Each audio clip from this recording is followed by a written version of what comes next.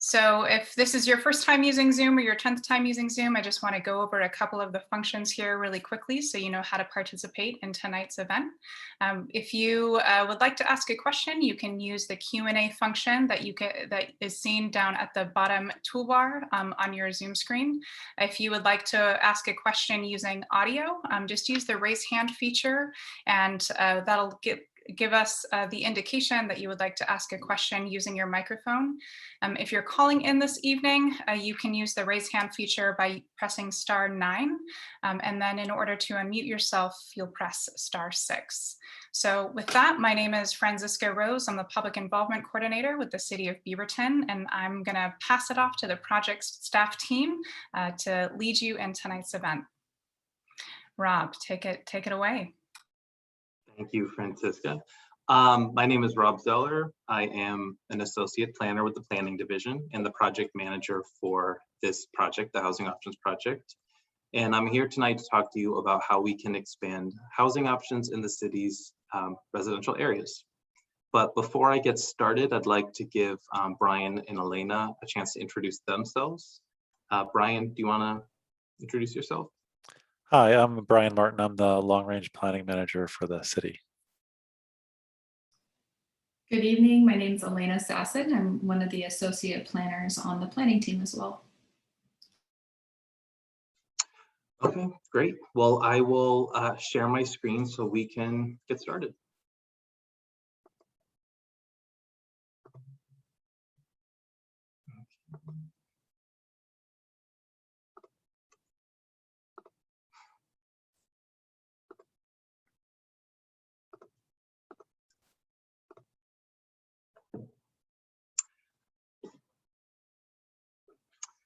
Okay, great.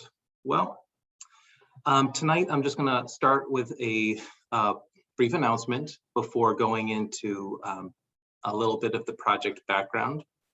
We'll then talk about how racial equity and state law inform this project before reviewing 3 potential alternatives, and then that will allow some time for some questions and answers. The first thing I would like to say is that tonight I am going to give you a brief overview into the alternatives, but I really encourage you to visit our open house, our virtual open house. If you visit our project website at the link below, you can click on it. You can read a lot more about these options. You can compare them and then take a survey at the end and let us know what you think after you've had some time to think about it. So let's start with some background. This project goes back to about 2018. That's when we started. And it overlaps with a House bill known as 2001, which I'll actually talk about later. But the goal is essentially to update the development code to allow a mix of housing types at a range of price levels in the city's residential neighborhoods.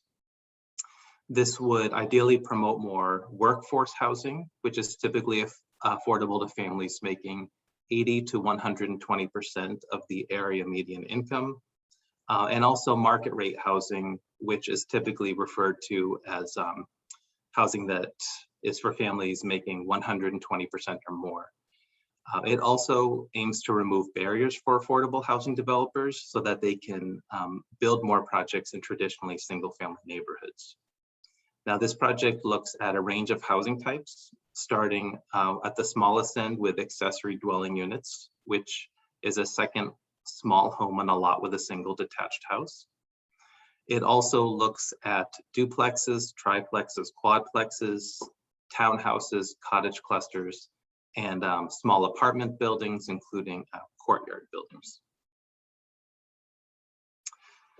So the idea for this project really goes back 10 years to the community vision.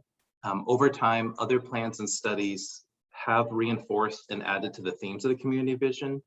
A few examples on this slide include the Diversity, Equity, and Inclusion Plan from 2015, the Housing 5-Year Action Plan, which first was launched in 2016, and more recently, the Climate Action Plan approved by City Council in 2019.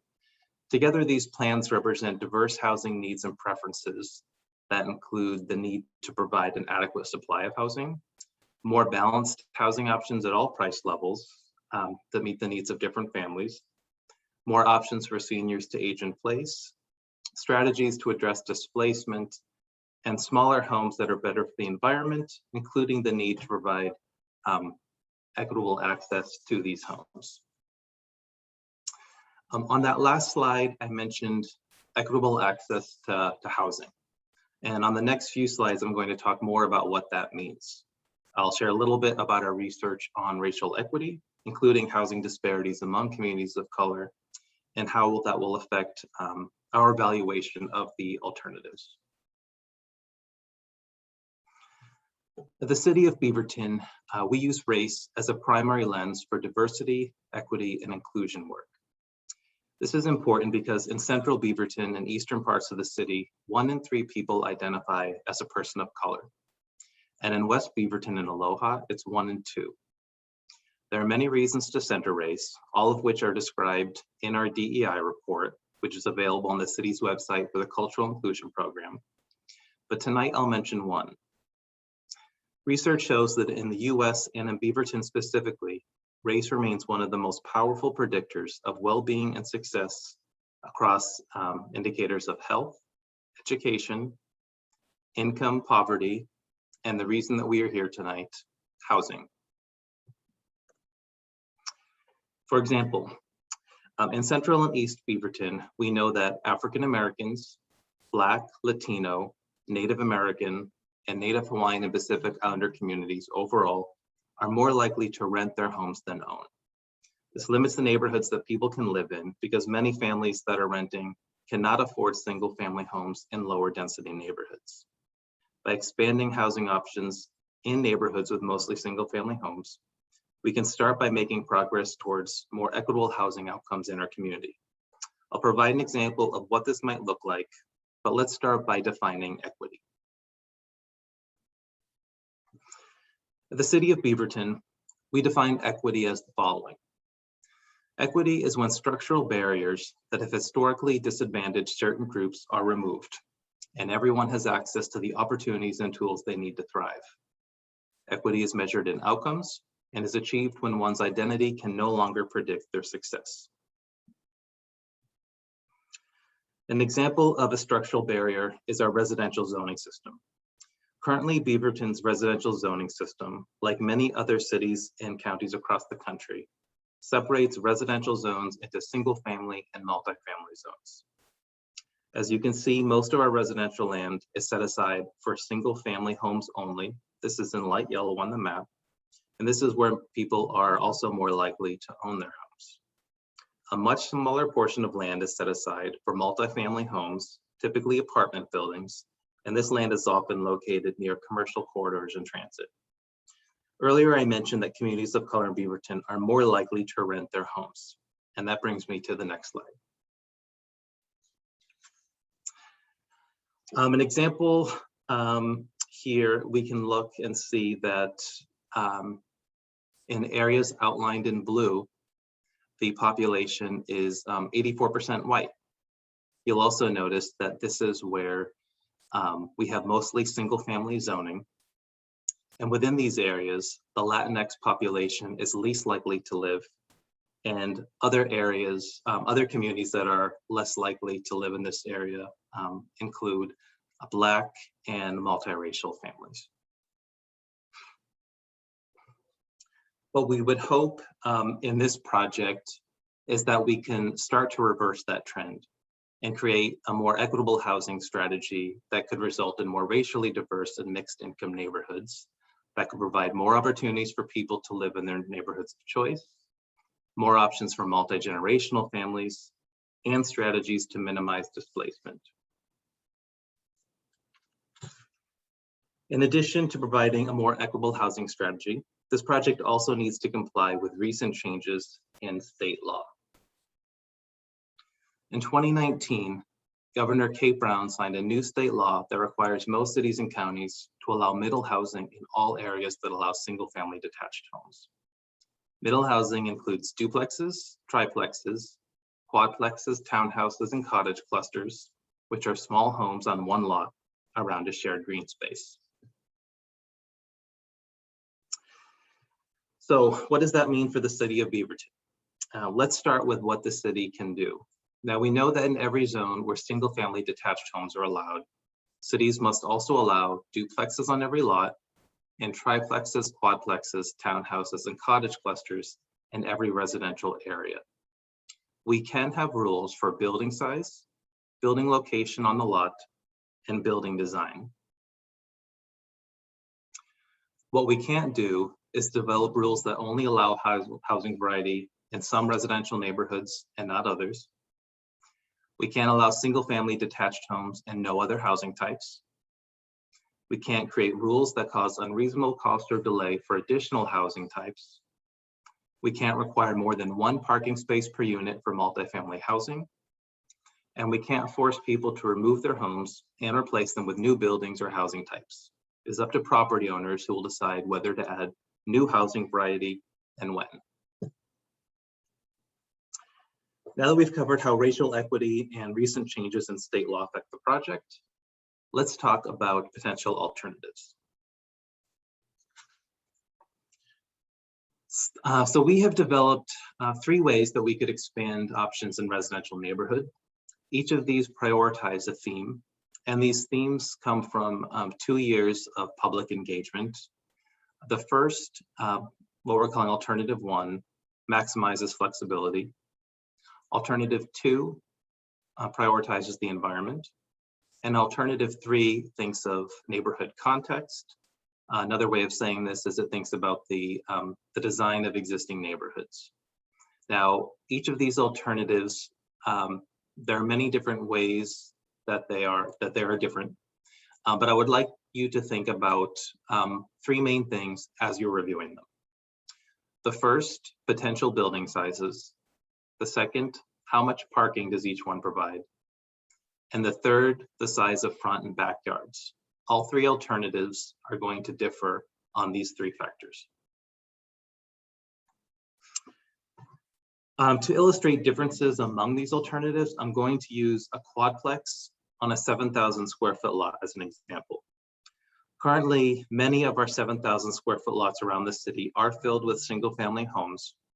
Let's take a look at how we currently regulate single family homes in residential areas. With these homes, the only way we regulate allowed building size is by limiting height and distance from the property lines, or what we call setbacks. The city requires at least 1 off-street parking space per home, which includes the driveway and the garage. And this is an example of what a single family home looks like on a residential lot. This example is in Highland.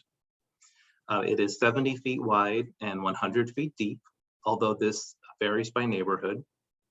About 2/3 of our residential lots throughout the city are 7,000 square feet or greater. Now I'll walk you through each alternative, and with each one, I encourage you to think of how a quadplex would fit on this site. We are only looking at quadplexes in this example because it's harder to get a quadplex on a site than it might be a duplex or triplex. And so that forces us to think about some more difficult decisions. So earlier I mentioned that alternative 1 prioritizes flexibility. In other words, how can we provide maximum flexibility for property owners and developers that want to add middle housing in Beaverton? This approach aims to remove the greatest number of potential development barriers, and in doing so, allow property owners more freedom to do what they want on a site. It also aims to increase housing supply and thereby reduce pressure on housing prices. The size of newer homes is less restricted, which could lead to larger buildings with more bedrooms. Also, this alternative does not require parking, although a property owner or developer could put parking on the site if they wish to. This would be the new zoning map for alternative 1. Residential zones would be reduced from 6 that we have now to 3. The zone with the largest lot size is 3,500 square feet. Today, the zone with the largest lot size is actually 10,000 feet, but this applies to 10,000 square feet, but this applies to very few areas. Many more areas are what we call R7, which means that there is a 7,000 square foot minimum lot size. I know it's hard to understand the big picture of what might be suggested by a zoning map. So if you'd like to learn more about what that means, I encourage you to look at our open house website, and you can download high resolution maps and also read a little bit more about each zone. On this slide, you can actually see in light purple on the left where all lots are above 3,500 square feet. And in these areas, most housing types would be allowed on these lots. Although multifamily housing developments with at least 3 units might have slightly higher minimum lot sizes. And this is what a quadplex might look like under this option. You can see that this one would allow bigger homes, because we're not, you'll see in the other ones that we're actually starting to limit housing size. This one does not. So we would anticipate that it would fill out what we call the building envelope. We might reach the maximum height and could go as far to within 5 feet of the property line if it's a rental. If there's any chance it might be subdivided and sold later, we assume a 20-foot easement. This essentially means that the building needs to be pushed back 20 feet from the side property line so that utilities can be kept there. And because this alternative provides larger homes, this also means that there's limited yard space, and this option provides no on-street parking so that the homes can be bigger. And this is alternative 2. The idea behind this one is to prioritize the environment. We call this one the ecological footprint approach.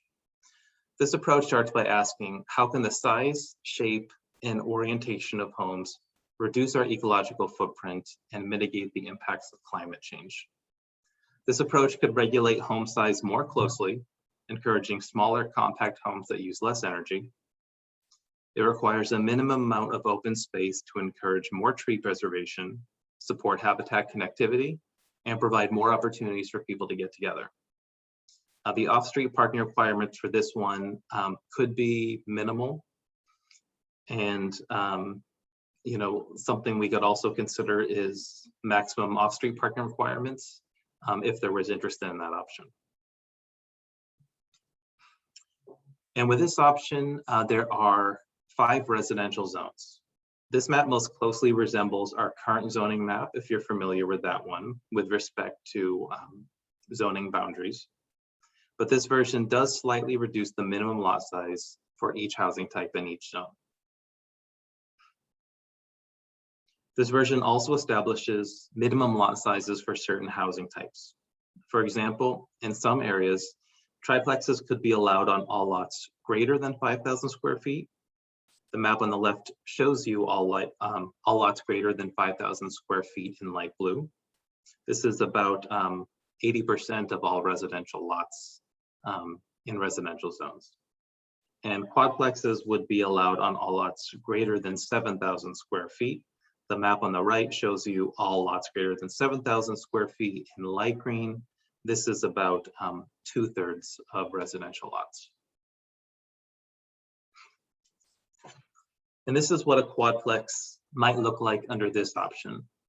Now you can see that we've started to limit home size so that the newer homes are smaller and more compact. The idea is to reduce energy usage and also promote more open space. So you can see on the right, we have minimum open space requirements. This provides more opportunities for people to get together, might make it easier to preserve some trees on site, and support habitat connectivity. And we've also allowed a little bit of parking up front. This one allows 2 parking spaces for this quadplex. That's 2 spaces for the entire building, to be clear. And that brings us to our third and final option. This approach starts by asking, how can we use existing residential development patterns to create different rules for older and newer neighborhoods so that newer homes more closely match the scale of adjacent homes. Now, homes could still be the same square footage in each neighborhood, but their scale and height might be different. And that's the idea behind this is that in older parts of the city, which is typically central and eastern, we have more single-story homes on larger lots.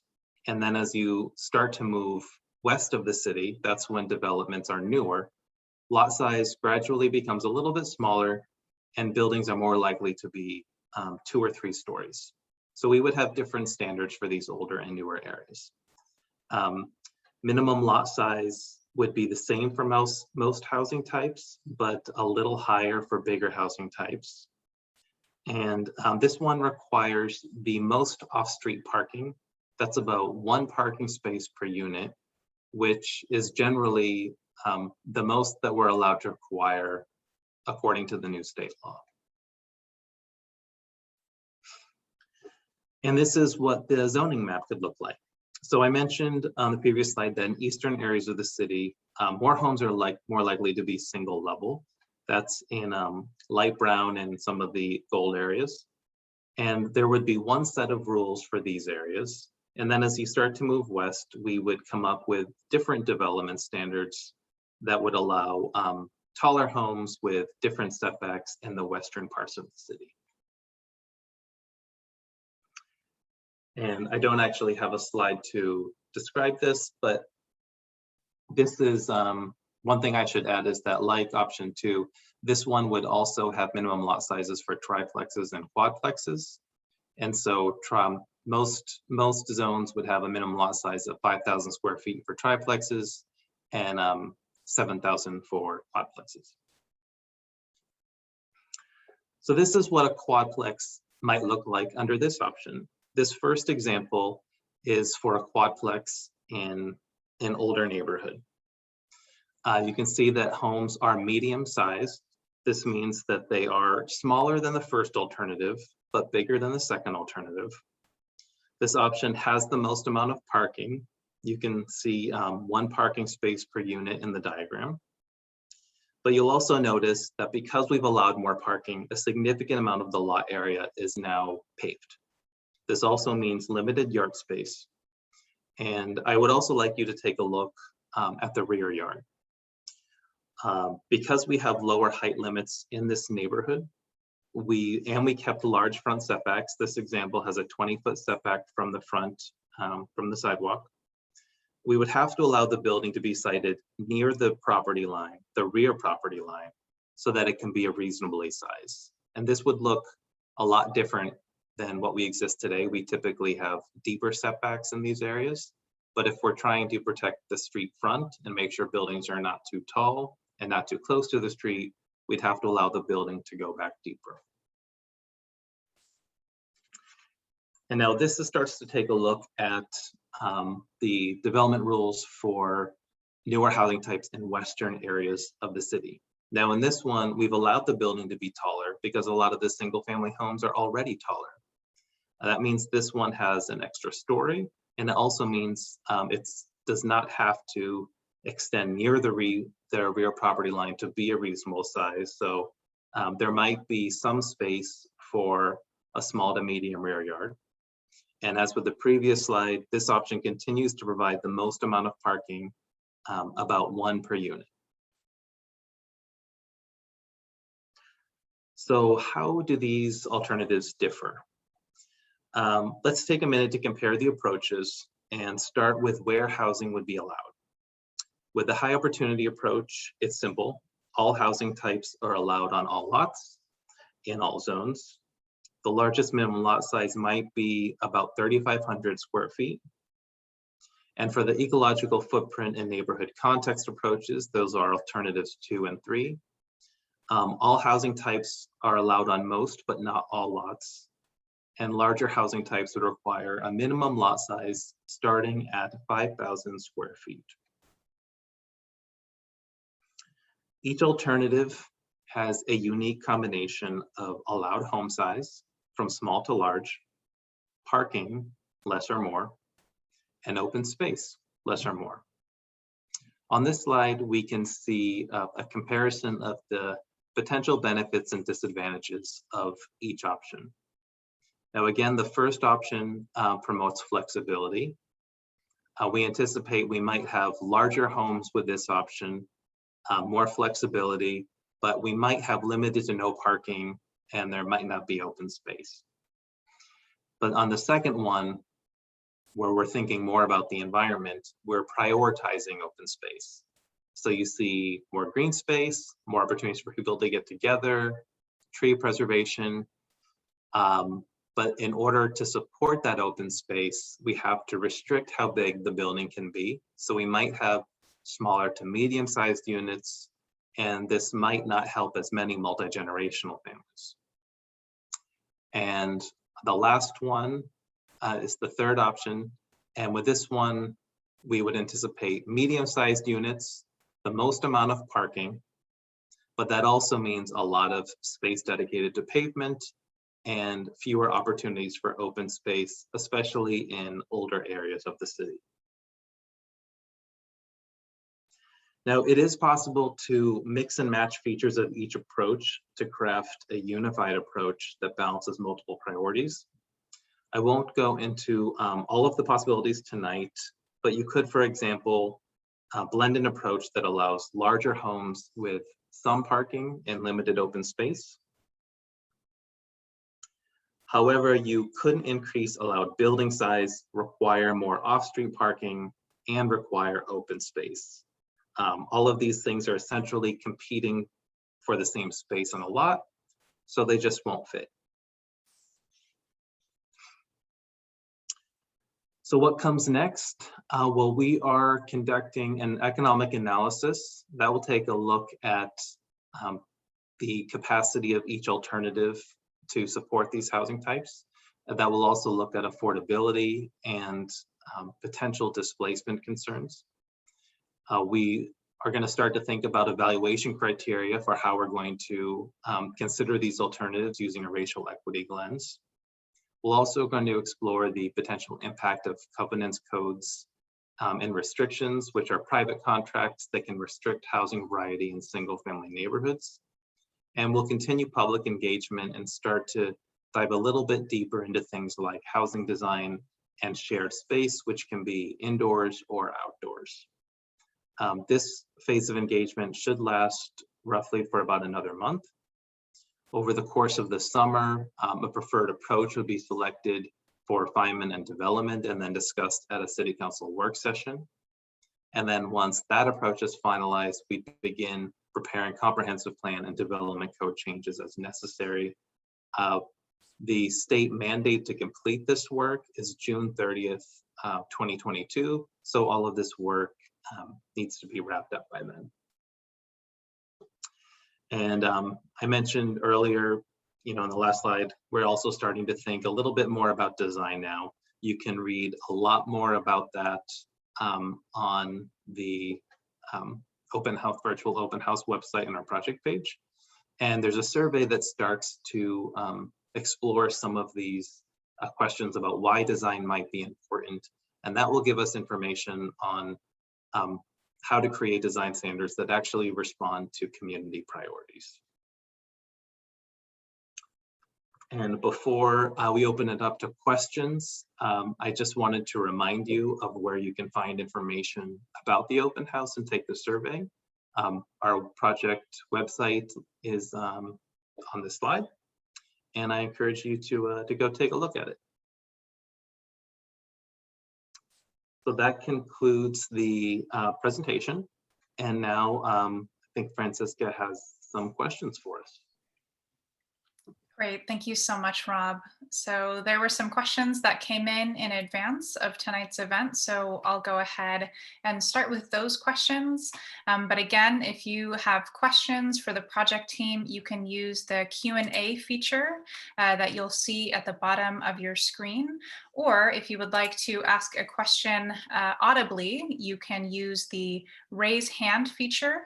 And if you're calling in this evening, you just press *9 to raise your hand and then *6 to unmute yourself. So we'll go ahead and get started with a couple of questions here. So Rob, how will the city assure that ample attention is given to public covered community space simultaneously to the further densification of the area that this new zoning code allows? Okay, thank you for that. Well, Tualatin Hills Parks and Recreation District, also known as THPRD, and the Beaverton School District are the organizations that provide park and recreation services. They're familiar with this project. They serve on a technical advisory committee where we're evaluating these options and they're weighing in on them. So this is something that we can share with them so that they consider it for future facilities and improvements to their existing facilities. Great, thank you. If density increases in residential neighborhoods, will we rezone smaller areas inside residential neighborhoods to support more commercial services?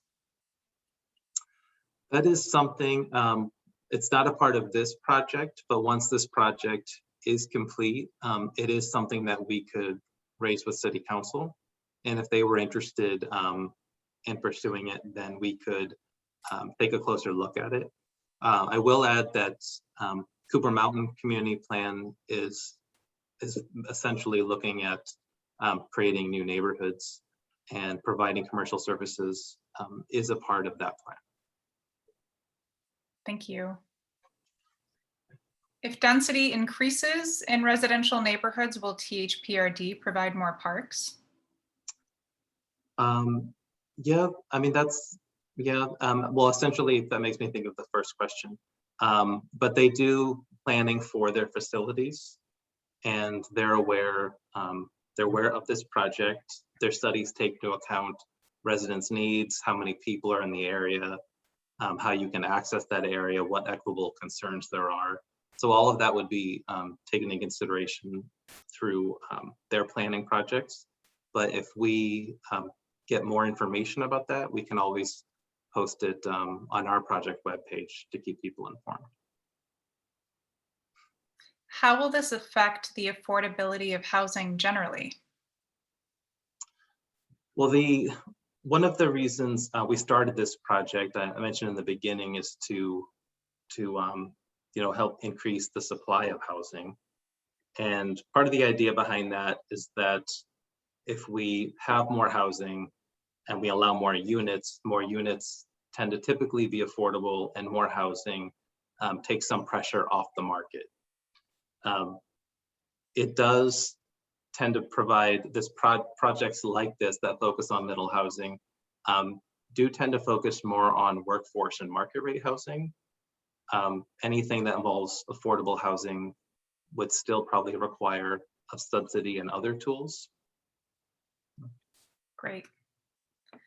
And Elena, I think this question might be best directed at you. So what processes are being pursued to encourage the building of more affordable housing options that support multi-generational families? So to add a little bit to what Rob mentioned, allowing more housing options provides more options for affordability.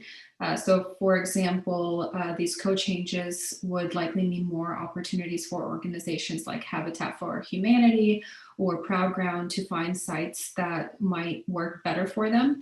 Some other things that have been pursued in the past, about 2 years ago, we created 2 land use applications that provided some relief for affordable housing developers by allowing them to change some of the standards on the site.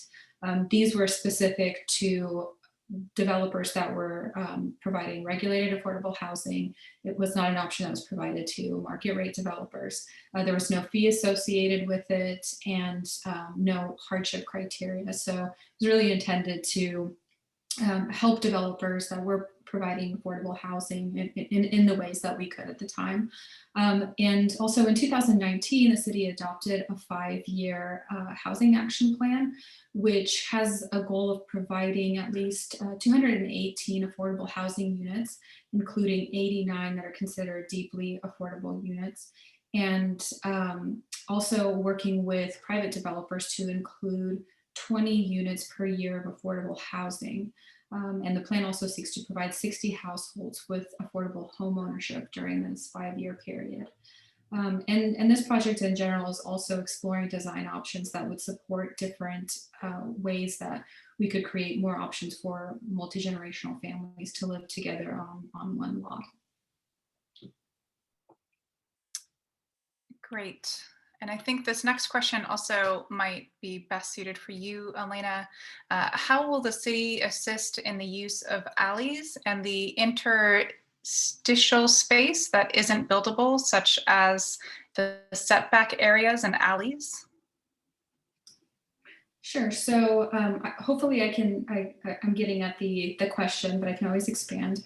But again, part of this project is exploring different designs and also understanding what the potential impediments are to these designs. So this also includes exploring ways that alley access can be developed on smaller lots and what's preventing that from happening now. Recognizing that side or rear alley access can minimize the visual impact of parking on street. We are exploring ways that we could provide more flexibility on the site by reducing or modifying setbacks. So for example, right now, our development code generally requires pretty large rear yards, or in comparison, the rear yard is larger than the front yard. And so by putting an alley towards the rear of the yard, you're kind of using up some of that space that might be required for the setback. And to deviate from that required setback, you might need to go through an additional land use application to request for that reduction. So this could be, right now, it's potentially an additional obstacle to that kind of design. So the code changes that we're looking at would be modifying that and finding ways that make alley loaded dwellings potentially more accessible or more desirable for developers. Great, thank you. Rob, are you able to answer this question? How will this project meet the needs of older adults that prefer single level living? Sure. So the idea is really we're trying to create a strategy that supports as many options as possible, but that doesn't mean that people are going to build them. So one thing we're looking at with our economic consultant is trying to figure out what is the likelihood that some of these housing types will be built. We've heard many times that there's a need for more single level homes for an aging community. And if we discover that it might be that there's either less interest by developers or it's harder to build these types, we could start to think about incentives for visibility and accessibility. This is something that we have to visit with City Council, but things that other cities do might include like allowing an extra unit on the site that might be barrier free, increasing the allowed building size if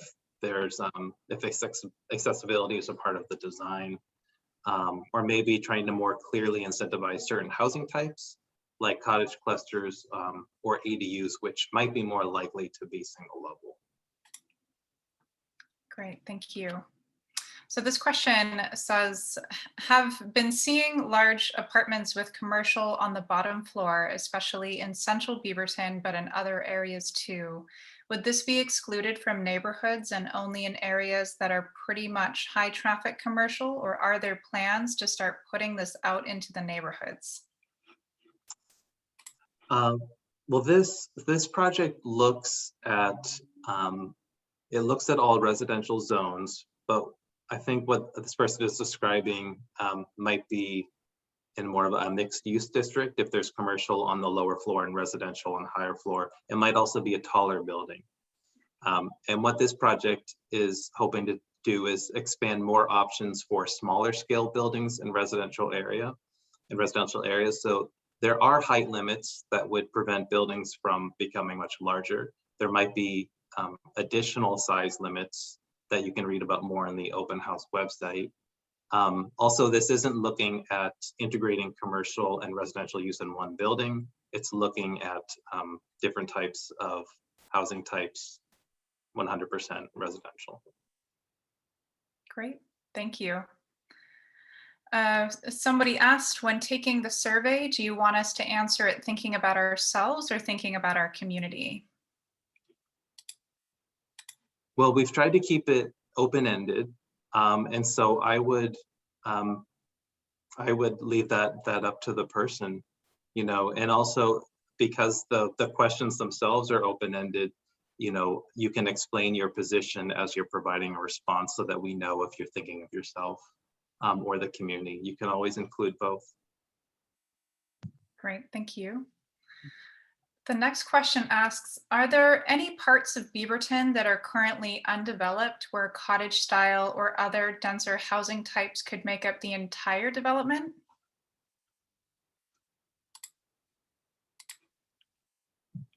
I'm not sure what they mean by that last phrase, but I will add that Beaverton is pretty well developed, and if it weren't, we wouldn't have been allowed to, we wouldn't be moving forward with the Cooper Mountain Community Plan. I mean, that plan is looking to provide roughly 37 new homes, and we have to prove that most of our residential land is developed before we move forward with potentially bringing in that land into the urban growth boundary.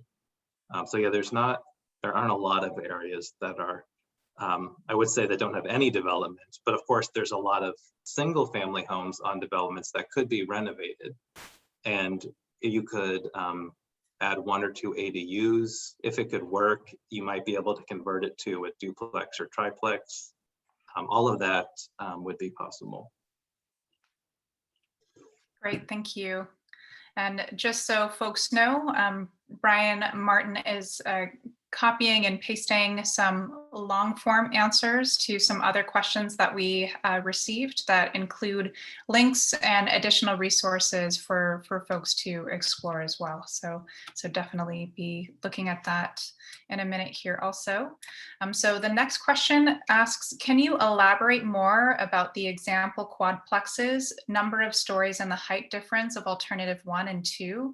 I noticed that alternative 1 has a 35-foot limit and 3 stories, and alternative 2 has a 38-foot limit and 2 stories. Oh, good catch. So alternative 1 is a bit easier to explain. We're just assuming that there are fewer restrictions, and so you would kind of max out the building inside that envelope. Alternative two, there's a couple things going on there. One, we increase the height limit to provide more flexibility with green building generally, but we are limiting housing size on that lot. Now, I talk about this on the open house website, but I didn't include a slide on that here tonight. But essentially, we're using a tool called floor area ratio. It's like a technical term that essentially limits the development intensity on the site. And so alternative 2 is limiting how big that building can be. There are diagrams on that site to explain it, but that's why it essentially is smaller. So I think because it's a 7,000 square foot lot, I don't know this math in my head, but let's just say that building can be 60% of that size of the lot. I think that's maybe 4,200 square feet, maybe. Someone to check my math. But that's why it's smaller. Now, theoretically, somebody could build 3 stories, but then it would be super tall and skinny. It still cannot exceed that square footage. Thank you. So the next question asks, what would prevent redevelopment that includes only the highest density housing type? For example, only quadplexes get built, but no duplexes. Would there be required percentages of each housing type to ensure an even mix of home types? That is not something we're looking at through this project currently. It is something that's being explored through engagement for Cooper Mountain, since they're essentially starting with new neighborhoods. That would be pretty hard. I'm not sure if we could do that, but I do know there are requirements in the state law about where we need to allow this housing. I won't get into like all of the details, but there are metrics for whatever alternative we put forward. It needs the lots need to be able to support a certain number of those housing types. Great, thank you. And these are all really great questions. Thank you to everyone who's submitting them. Are there requirements for covered community spaces on the lots, or can the city require this kind of thing as a design guideline? Well, we're in the early stages of looking at, so alternative 2 is the one that starts to look at more of requiring open space. But, you know, on the website and in the survey, we start to think more broadly about shared space and how to accommodate that either indoors or outdoors or what that might be. So we are starting to ask those questions now. We could require, if there was significant public interest, we could have specific requirements around open space. We would need time to figure out what that looks like for, I don't know if we can require it indoors. We might be able to require it outdoors, but we'd have to check with the legality of that requirement. All right, the next question asks, how does the city plan to specifically work with and for BIPOC communities to ensure greater home ownership within these communities? So we've been doing a lot of outreach so far, and I can tell you the first one thing we're doing is we have what we call an inclusive housing cohort with Unite Oregon, and this is consists of community members who meet monthly to weigh in on multiple housing projects that involve affordable housing, Cooper Mountain Community Plan, and this project. We're having community conversations also sponsored by Unite Oregon. We are interviewing affordable housing developers to figure out how these alternatives can make their work easier, make it easier to build in more areas. We've met with Habitat for Humanity recently. We'll be meeting with Proud Ground the second week of June. And we also are having these monthly internal team meetings where the planning team and the affordable housing team are trying to put our brains together and see where our projects connect, and we can start to support each other's work, because I know, or continue to support each other's work. Affordable home ownership for the BIPOC community is something we hear about a lot, and we'd love it if we can, help make that happen in any way that we can, help support that work. I just wanted to add one thing to that. Again, Brian Martin, Long Range Planning Manager. The Housing Options Project is really has a lot to do with how we allow housing and change our rules so people can build it. The housing team at the city also funds affordable housing, and they have that housing 5-year action plan that we mentioned earlier also specifically mentions affordable home ownership, and we have a goal to fund those projects and work with Proud Ground and Habitat for Humanity, which are nonprofit organizations that build, they make it possible for people to own homes affordably, with people with lower incomes, including the BIPOC folks, the Black, Indigenous, and people of color. So we're doing that, and as Rob said, we're trying to figure out how to do it better and coordinate so we can do more. Great, thank you. Another connected question, what is the approach to documenting learning and insights being gained by this process, and how is the city approaching the engagement of renting communities, largely BIPOC, in the process of decision-making, as they will potentially be renting these new units? Questions there. What was that? A lot of. Is there, yeah, there's two questions there. So one's asking about what's our approach to documenting the learning and insights gained by this process, and how will we approach engagement of renting communities, largely BIPOC, in the process of decision making, since they'll be potentially the ones renting these new units. Well, this is a new way of working for us, and it's been pretty exciting, but we're still figuring out how we're going to institutionalize it. And we are having that conversation. You know, we're collaborating closely with our downtown team, other housing teams, and this summer I know we're starting to take a look at how we can share this work more broadly within the community or within the city, so we can learn from it. Honestly, we don't know what that looks like yet. We're just starting that conversation, but we know it's an important one. And then the second part is for renters. And you know, for the last 6 weeks, I would say we've been mostly meeting with multicultural groups, and a lot of the people in these groups are renters. And they're talking about what it would be like for them to live in these, in this housing. And it's usually we hear from homeowners first, but this has been a little bit different. You know, we've been hearing more from renters earlier in the process. There's still a lot more to do. I'm not going to imply that we don't need to reach more, but something that we'll consider, especially as we look at our you know, displacement analysis, is if there might be more areas that are prone to displacement, then we would probably like mail notices to these areas and try to figure a way to engage them more directly, so that they're aware of this project and what's going on, and what these changes might mean for their neighborhoods.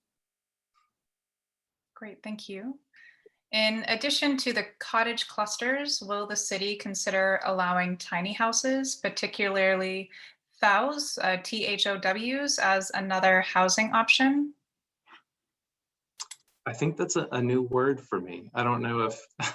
I think that might be tiny homes on wheels. Okay. Elena, do you want to? Can you talk about tiny homes on wheels?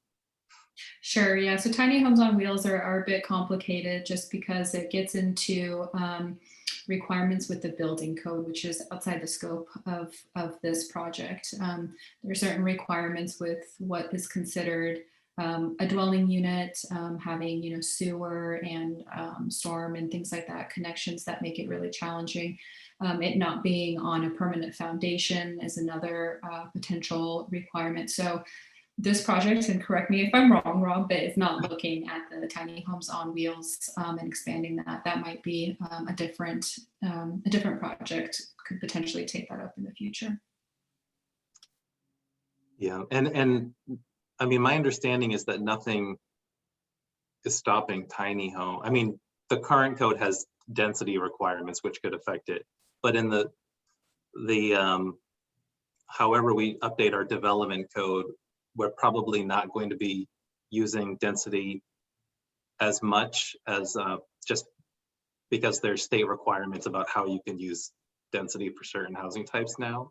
So, I mean, if it's not on wheels and you want to build them, you know, you could build a cottage cluster of tiny homes. That's right. Yeah, the current code does prohibit them from being small. Essentially, it really falls into a mobile home category, which has to be a double wide trailer, which is not tiny anymore at that point. So the current code does make it challenging, but with the modifications, like you said, Rob, I mean, there wouldn't be, you know, you could potentially build a much smaller home if you were willing to take it off its wheels and put it on a foundation, I think. Great. We just have a couple more questions here. This next question asks, can you talk a little bit about the history of racial inequity in housing in our city, and in turn, why racial equity is an important aspect of this new program? I know, Rob, you spent several slides at the beginning talking about that. Is there anything that you want to expand upon that? Yeah, we've put a lot of work into it. I'm trying to, the history of racial inequities, it's pretty broad. I will just say that something I didn't mention, which I just think is always an interesting fact about Beaverton, is that, I mentioned that we separate single family and multifamily housing into different neighborhoods, but it didn't used to be that way. When the city first started, we allowed all housing types in all neighborhoods. So separating single family was actually new. And that started in the 1960s, but there were additional policy changes that kind of made it more pronounced in the 1970s. And what I started to talk about when I was reviewing the segregation slide is that essentially by separating these housing types, we created areas that were very expensive to live in. And that in a way starts to separate people by race and income. And there are many other housing disparities in communities of color, but I tend to go back to that one because diversity is it's central to our identity. And I found it, pretty surprising to see that we still have these areas that are significantly white, but I could probably talk for another half hour about the history of racial inequities, but I'll keep it at that. And we can share resources later. People are interested. We've done a lot of research and lots of reading material if people are interested. Great. We just have a couple more questions here. So I know it's just right before 7, but we'll go ahead and continue on to get all of these answered. So the next question is, have you done an economic analysis to see if or how development code changes could incentivize developers to buy old homes as they come up for sale and then build out the most profitable type of homes to sell? If this kind of economic incentive exists for commercial developers, it could skew the types of homes built depending on how much money developers can make on different project home types. Well, we are working with an economic consultant now. And at this phase, the questions are a bit more big picture. It's looking more at the feasibility of these types on each alternative. Incentives are something that we would start to talk about, in the next phase if we continue the work. It's a little early to think about that now. But if it looked like one housing type is just more likely to be built, like townhouses we hear are just easier to build and a lot of developers like building them, then we can start to look into what it would take to incentivize some of the other housing types. And those conversations would happen over the summer at the earliest. Great, thank you. So this next question says, I live in the neighbor Southwest NAC and have seen a lot of development over the years out by Mountainside High School. Does the city foresee further and continued development in this area and plan to ensure greater diversity of housing options for this area? I can take that one, Rob, if you want. So this is Brian again. The area, and Elena is familiar with this area as well. The area from 175th near Mountainside all the way over to Tile Flat and Gassner pretty much is already has approved developments. They're just not built yet. And you've seen, some of the early ones that come in already. The Cooper Mountain Community Plan that Rob mentioned earlier is a plan for future neighborhoods directly north of there. Again, along 175th, all the way up to Kemmer and over to Grabhorn. Around the nature park, not in, but around the nature park. So that's a 1,200 acre area. If you go to beavertonoregon.gov/cm, I'll put the link in the chat. You can take a look at that, what's going on with that project. And it will include housing variety just like this too. The state law applies to that. Our city's goals for having housing variety also apply to that area. And it's very much part of the conversation in there. I hope I answered that one. All right, and the final question that we have for tonight asks, are there any efforts to engage young people below 18 and above in the decision-making process as well as design implications? You know, we really haven't done that, but I do like the idea.